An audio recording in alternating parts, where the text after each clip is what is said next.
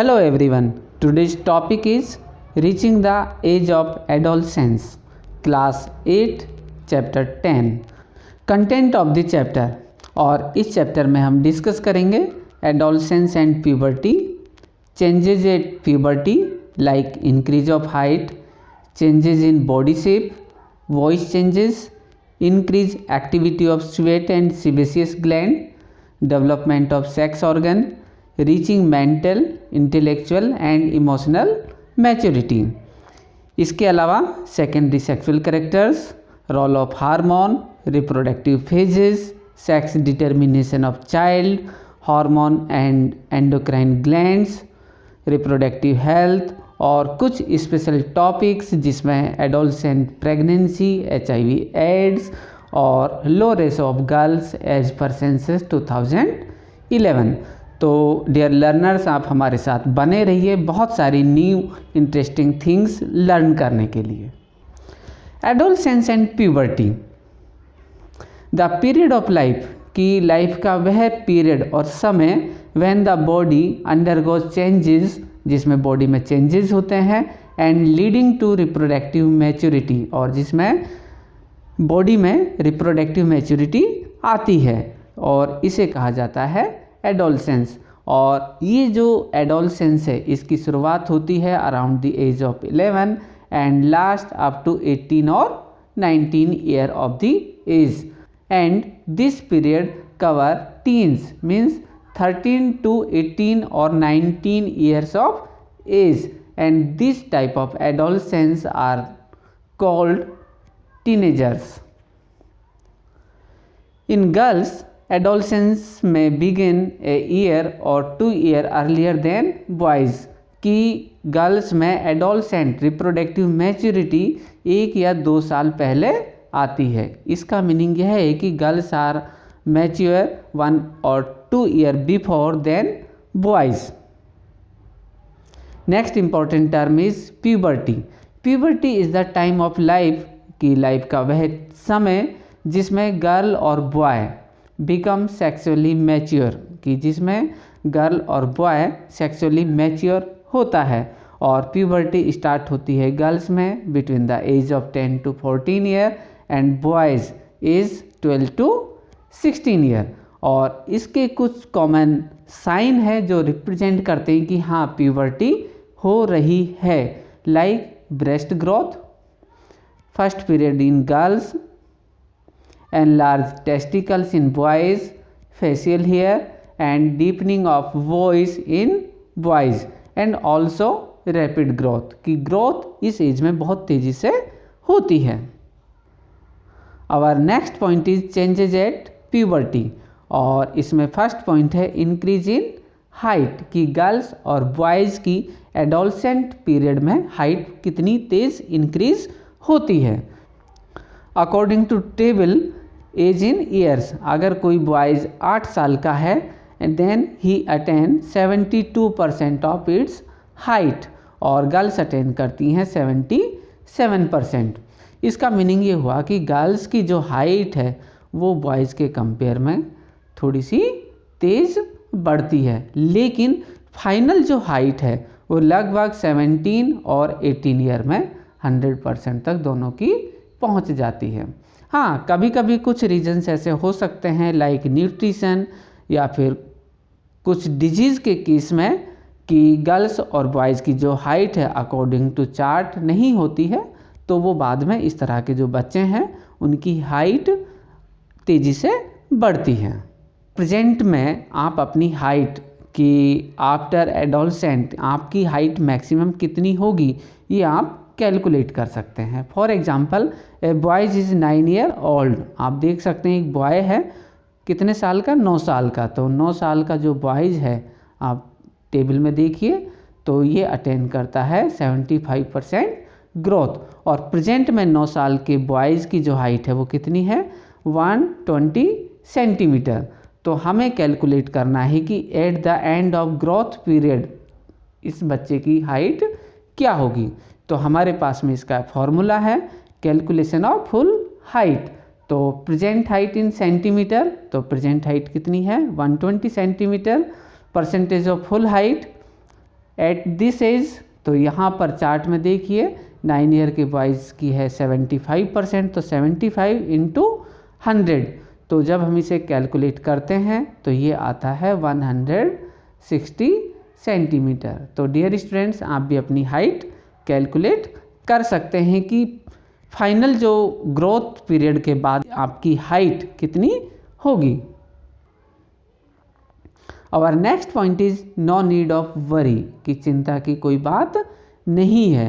तो यहाँ पर पहली का एक डाउट है कि हाइट तो काफ़ी ज़्यादा है लेकिन जो फेस है, चेहरा, वो काफ़ी छोटा है।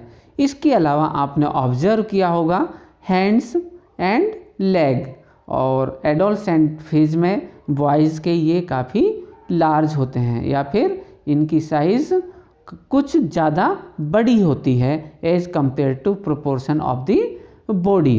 तो ये इनिशियली कुछ ऐसा लगता है लेकिन after few years it become normal. The height of an individual is more और less similar with their family members, की जो हाइट है वो फैमिली मेम्बर से सिमिलर होती है। डेफिनेटली सिमिलर ही होगी because gene they are transfer from parent to progeny, की जो जीन है वो पेरेंट से कहाँ पर ट्रांसफ़र होते हैं, प्रोजिनी मीन्स चाइल्ड में। तो अगर पेरेंट्स की हाइट ज़्यादा है तो चाइल्ड की हाइट भी ज़्यादा होने के चांसेस हो। रीज़न इसका ये है कि इसमें इन्वॉल्व होते हैं 3 जीन, और 3 जीन इन्वॉल्व होने पर ये हाइट को करते हैं डिटरमाइन। तो अगर पेरेंट की हाइट ज़्यादा है तो चाइल्ड की भी हाइट ज़्यादा ही होगी। इसके अलावा height of individuals is depend on gene और protein rich diet, calcium and phosphorus minerals also help the growth of muscles and bones respectively. तो अगर आप चाहते हैं कि आपकी हाइट बहुत अच्छी रहे तो आपको कंज्यूम करना है protein rich diet, calcium and phosphorus rich diet, जिससे कि आपकी मसल्स और बोन्स की ग्रोथ होगी प्रॉपर और आपकी हाइट काफ़ी अच्छी होगी। Changes in body shape, in girls region below the waist become wider, कि गर्ल्स में ये जो रीजन है कमर के नीचे का हिस्सा ये काफ़ी वाइडर होता है और मसल्स की ग्रोथ होती है काफ़ी कम, और external genitalia and pubic hairs also start to grow, की ग्रोथ स्टार्ट होना शुरू हो जाती है। And in boys broader shoulder, shoulder काफ़ी ब्रॉड होते हैं, wide chest, more growth of muscles, की मसल्स की ग्रोथ काफ़ी ज़्यादा होती है, और pubic hair also growth around external genitalia, की जो बॉयज़ है उनके रिप्रोडक्टिव ऑर्गन्स के अराउंड में प्यूबिक हेयर्स की ग्रोथ ज़्यादा होती है। Our next point is voice change. At puberty, the voice box और larynx begins to grow. आप डायग्राम में देख सकते हैं कि जो एडम्स एप्पल जो कि प्रेजेंट है कहाँ पर, थ्रोट, गले में, और इसकी ग्रोथ होती है काफ़ी ज़्यादा। तो कुछ बच्चों में तो ये बहुत क्लियरली विजिबल होता है। हाँ, गर्ल्स में इसकी साइज होती है काफ़ी छोटी। So in girls it's small in size, so girls have a high pitch voice, कि गर्ल्स की जो वॉइस है वो होती है हाई पिच वॉइस और ये ट्रेवल करती है काफ़ी दूर तक, जबकि boys have a deep voice, काफ़ी भारी वॉइस होती है क्योंकि due to large Adam's apple, कि इसकी जो साइज़ है ये काफ़ी ज़्यादा होती है और ये बॉयज़ में तो क्लियरली दिखाई देता है। दिस स्टेट में remains for a few days और weeks after which the voice become normal, लेकिन कुछ वीक या 1 या 2 साल बाद में गर्ल्स और बॉयज़ की जो वॉइस है वो नॉर्मल हो जाती है। Increased activity of sweat and sebaceous gland, और sweat gland, the sweat gland it is located in deep of skin, कि कहाँ प्रेजेंट होती है, स्किन के डीप में प्रेजेंट होती है और ये रेगुलेट करती है हमारे बॉडी के टेम्परेचर को, कि टेम्परेचर कितना होना चाहिए। तो आपने ऑब्जर्व किया होगा कि when sweat evaporate the surface of skin cools body, कि गर्मियों के दिनों में ये रिलीज़ करता है स्वेट, और स्वेट रिलीज़ करने से ये हमें कूलनेस प्रोवाइड कराता है। और इसके लिए रेस्पॉन्सिबल होता है एसिटोकोलिन एंड एड्रेनालिन हार्मोन। ये दोनों हार्मोन एक्ट करते हैं किस पर? स्वेट ग्लैंड पर, और ये रिलीज करता है sweat. And small size sweat glands release sweat directly to the surface of the skin. The next gland is sebaceous gland. Sebaceous gland भी ये लोकेटेड होती है hair follicles in dermis layer की, मान के चलिए ये स्किन की एक लेयर है, तो यहाँ पर स्किन से रिलीज होते हैं या स्किन से ग्रोथ होती है हेयर की ये, और जब ग्रोथ होती है तो इसके बॉटम और यहाँ पर प्रेजेंट होती है सीबेसियस ग्लैंड, और ये सीबेसियस ग्लैंड रिलीज करती है फैट और wax to lubricate the skin for protect from friction. तो आपने देखा होगा कि ये रिलीज करता है फैट और वैक्स, और इसी वजह से हमारी जो स्किन है, चाहे वो फेस की हो चाहे हैंड्स की हो, वो बनी रहती है ऑयली। कभी कभी एक्ने एंड पिंपल्स ये भी बनते हैं एडोलसेंट में, और इसका भी मेन रीज़न क्या है? Sebaceous gland. लेकिन ये शॉर्ट टर्म के लिए होते हैं, ऐसा नहीं है कि ये लॉन्ग टर्म या लाइफ में बहुत लंबे समय तक बने रहेंगे, ऐसा नहीं होता है। और next point is development of sex organ during adolescent and puberty. हम ऑलरेडी डिस्कस कर चुके हैं कि रिप्रोडक्टिव ऑर्गन्स वो डेवलप होते हैं in male at puberty. Male sex organ testis and penis develop completely. The testis also begins to produce sperm, की जो मेल है इसमें टेस्टिस में बनते हैं स्पर्म, और ये बनने के बाद में रिलीज करना शुरू कर देते हैं during puberty sperm. And in girls the ovaries enlarge, की ओवरी होती हैं 2 और इनकी साइज होती है इंक्रीज, एनलार्ज होती हैं, और एनलार्ज होने पर प्यूबर्टी में इट स्टार्ट रिलीजिंग एग, और एग रिलीज होता है 1 egg per month. Our next point is reaching mental, intellectual and emotional maturity. तो लर्नर्स आपने या आपके फैमिली मेम्बर्स ने ऑब्जर्व किया होगा कि इस एज में एडोलसेंट बहुत ज़्यादा मेंटली, इंटेलेक्चुअली और इमोशनली मैच्योर होते हैं। तो उनका जो बिहेव है वो सडनली कभी बहुत ज़्यादा समझदार बन जाते हैं, कभी बहुत ज़्यादा इमोशनल होते हैं, कभी बहुत अच्छी अच्छी समझदार भरी बातें भी करते हैं, और कभी कभी उनको गुस्सा भी आता है, तो एग्रेसिव भी वो हो सकते हैं या फिर उल्टा जवाब भी दे सकते हैं। तो ये सब कुछ होता है किसकी वजह से? Changes in hormone. तो ज़रूरत है पेरेंट्स को अपने बच्चे को समझने की। The adolescent are more independent than before and also self conscious, कि इस एज में एडोलसेंट उन्हें लगता है कि अब हम इंडिपेंडेंट हैं और पेरेंट्स पर डिपेंड नहीं हैं। सेकंड, इंटेलेक्चुअल डेवलपमेंट, और ये प्लेस होता है tend to spend considerable time thinking, कि ये बहुत ज़्यादा सोचते हैं, और it is a high level of good judgement, एक अच्छा जजमेंट कर सकते हैं, ऑफन कंबाइंड विद विजडम, और चालाक तो होते ही हैं। In fact it is often the time in one's life when the brain has greatest capacity of learning, और इस एज में ब्रेन इसकी साइज होती है इंक्रीज, और अगर किसी बच्चे को सिखाना है तो इस एज में ग्रेटेस्ट कैपेसिटी होती है ब्रेन में, कि इस तरह के एज में बच्चों को हम बहुत कुछ अच्छी अच्छी चीज़ें सिखा सकते हैं, अर्थात अच्छी हॉबीज़ में हम उनको डाल सकते हैं।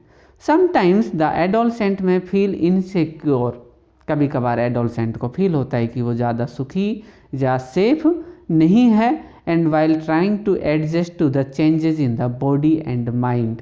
तो यहाँ पर एक प्रॉब्लम आती है कि बच्चों को कभी कभी फील होता है कि कुछ गड़बड़ उनके साथ हो रहा है, क्योंकि बॉडी में बहुत सारे चेंजेस आते हैं। तो learners, adolescent learners, there is no reason to feel insecure, कि घबराने या डरने की कोई बात नहीं है, क्योंकि जो भी चेंजेस होते हैं ये सब नेचुरल हैं और हमारी ग्रोथ से रिलेटेड है। तो इस वजह से they become normal after 1 or 2 year. Secondary sexual character in male male में कुछ सेकेंडरी सेक्सुअल कैरेक्टर्स डेवलप होते हैं, लाइक टेस्टिस मेल में डेवलप होती है। इसके अलावा it produce male gamete means sperm को प्रोड्यूस करते हैं। Development of facial hair like mustache and beard और hair start to grow on chest, कि किसी किसी पर्सन पर चेस्ट पे भी हेयर ग्रो होते हैं।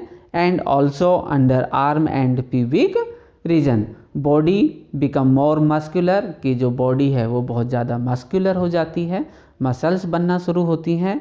एंड लार्ज टेस्टिस एनलार्ज होती हैं एंड ऑल्सो प्रोड्यूस स्पर्म। तो ये बहुत कॉमन है, no need to worry about that type of changes.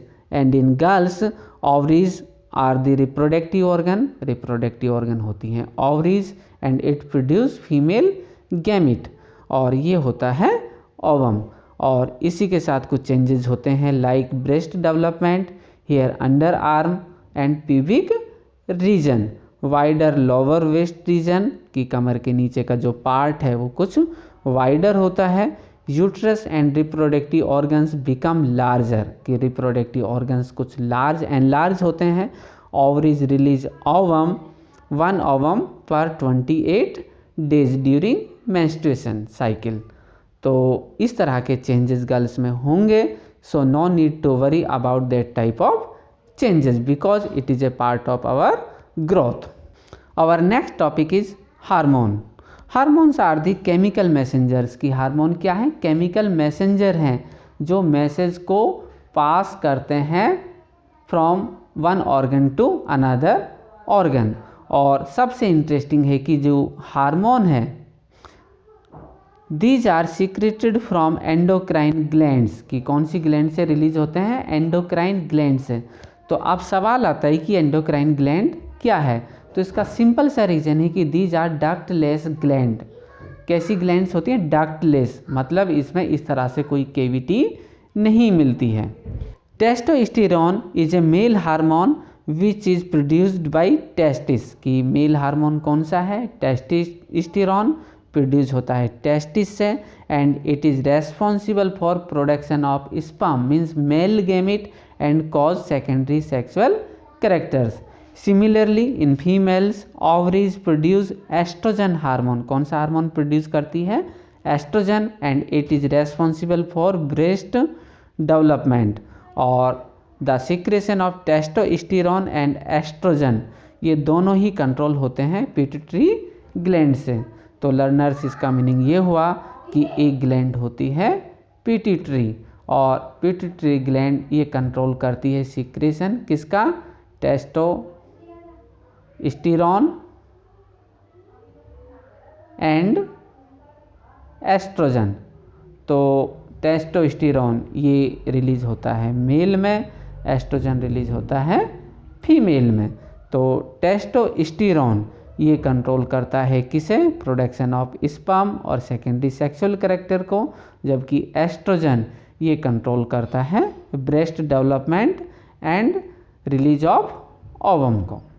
Hormones को कंट्रोल कौन करता है? पिट्यूटरी ग्लैंड, और ये स्टिमुलेट करती है किसे? Testis and ovaries to release testosterone and estrogen hormone, testosterone in male and estrogen in female. इसके बाद में रिलीज इन ब्लड स्ट्रीम, कहाँ पर रिलीज होते हैं? ब्लड स्ट्रीम में। और ब्लड में रिलीज होने के बाद ये पास होते हैं particular part of the body की एक टारगेट साइट पर ये एक्ट करते हैं, और एक्ट करने पर it stimulate changes in body on set of puberty. तो यहाँ पर ये जो हार्मोन रिलीज होते हैं ये किसके लिए रेस्पॉन्सिबल है? प्यूबर्टी के लिए। अगर हम बात करें अदर हार्मोन्स की तो उनका जो टारगेट साइट होगा वो अलग होगा।